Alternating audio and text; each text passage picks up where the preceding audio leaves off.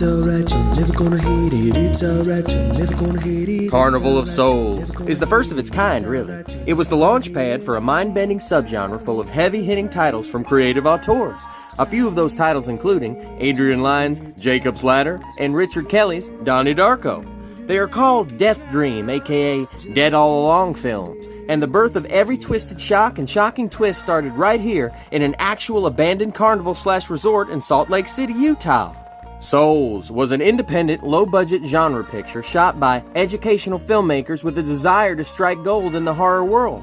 Unfortunately, the film would fail to have the lasting power that a fellow low-budget black and white feature from the 1960s had, one directed by George A. Romero, which featured a slew of pale, slow-stepping monsters from beyond the grave. I'm speaking, of course, of Night of the Living Dead. And that film went on to launch an even bigger subgenre in horror called the zombie genre. All films made and released after Carnival of Souls owe much-deserved props to the film. This especially goes to the otherworldly work of David Lynch, who is already on the record stating Souls as a great influence on his career. From the oddly zoned-out yet blaringly eccentric acting of Eraserhead to Robert Blake's turn as the Mystery Man in the supernatural noir Lost Highway. In that film, the Mystery Man lurks around the corner of every scene awaiting his emergence from the shadows, much like director Herc Harvey's The Man does in Carnival of Souls. The influence of Carnival of Souls on David Lynch's career continues with his very own contribution to Death Dream cinema, the Citizen Kane of the Death Dream, you might say,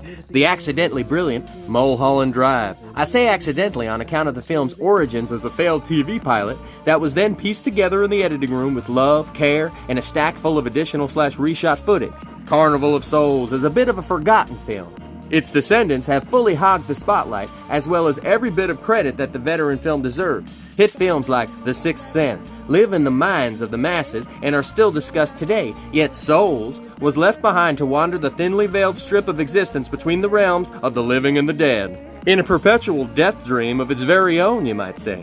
The film's two main leads are very effective. Candice Hilgoss's wide-eyed terror and bewilderment is a major ingredient. She had studied under Lee Strasberg, the father of method acting. Her ability to actualize/empathize with her character only adds to the film's effectiveness. Sidney Berger plays the quintessential creepazoid, a true HR nightmare with squirmy, weirdo eyes and a weaselly voice to match.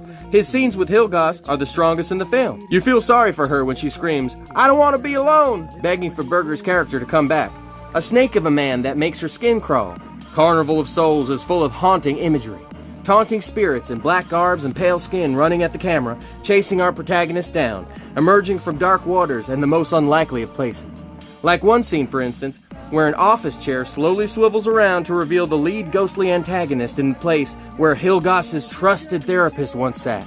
This, of course, sends her into a frantic fit of blood-curdling shrieks. There are also scenes where she seems to turn invisible, trying like hell to get the attention of various store clerks and passers-by on the street, but to no avail. It seems like she's slowly but surely losing her grip on the physical plane, slipping out of this false reality and backwards to the tragic truth of a cruel fate. And it takes the film's entire running time for her to fully fade away. Carnival of Souls is an important film in the history of cinema.